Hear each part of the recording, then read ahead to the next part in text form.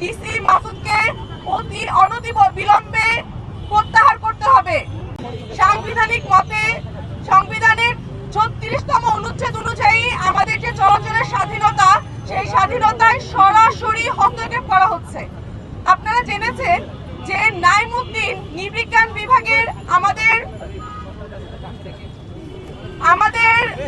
বড় ভাই, যে যাকে গতকাল সোহরাওয়ার্দী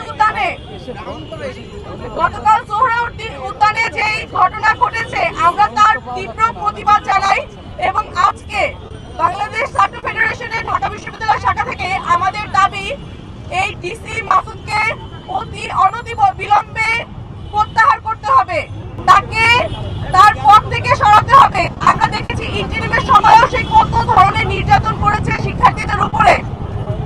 দ্বিতীয়ত, এই যে শিক্ষামন্ত্রী জানিয়েছেন যে যে কোনো ধরনের যখন সন্ধ্যার পরে কিশোররা বাইরে ঘোরাঘুরি করবে তাদেরকে সার্চ করা যাবে, এই বিষয়টিকে সে যেভাবে উপস্থাপন করেছে যে আননেসেসারি চলাফেরা, এই চলাফেরাটা এত অস্বচ্ছ, যার আন্ডারে আমরা দেখতে পাচ্ছি যে শিক্ষার্থীদেরকে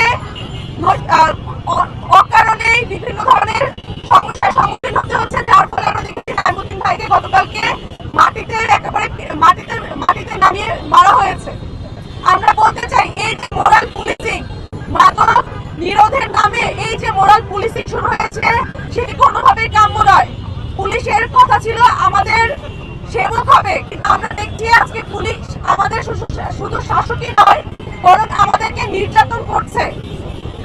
এবং আমরা এই ধরনের মোরাল পুলিশিং বন্ধ করতে চাই এবং আমরা ছাত্র ফেডারেশন থেকে মাদকের বিরুদ্ধে জিরো টলারেন্স রেখে বলতে চাই যে ডিসি মাসুদের এই ধরনের কাজের জন্য শুধু তাকেই বরখাস্ত নয়, বরং সেই পুলিশ এর সাথে সম্পৃক্ত ছিল তাদের সকলকেই মামলার আওতায় আনা হবে এবং উপযুক্ত শাস্তি প্রদান করবে স্বরাষ্ট্র মন্ত্রণালয়।